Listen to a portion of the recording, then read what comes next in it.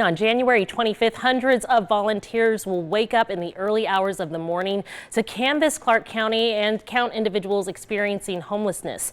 The census is submitted to the U.S. Department of Housing and Urban Development, and that information determines how much federal funding Clark County can receive. Last year, the county was allotted $15 million.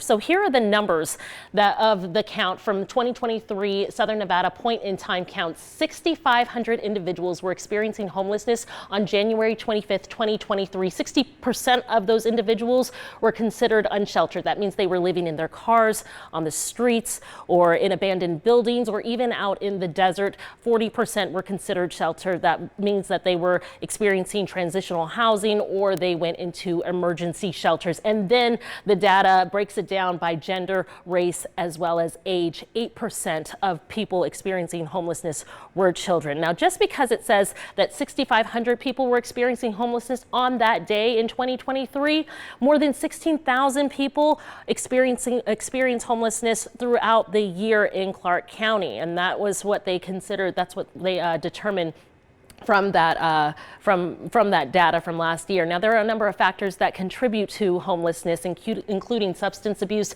domestic violence, mental health, as well as HIV and AIDS. And then I just wanted to point out that in 2022, 5,645 people were experiencing homelessness. So we're obviously going up in our numbers, and even from 2021, though I should point out that in 2021 we were going through the pandemic, so their numbers were slightly altered, and the method that they had to count homeless people was a little bit different from how they've been doing it from the past couple of years. Now, I just checked the website, and they still need hundreds, in fact, of volunteers. I saw that there were 80 out of 400 positions that were only filled, so they need hundreds more. And you can sign up by going to helphopehome.org.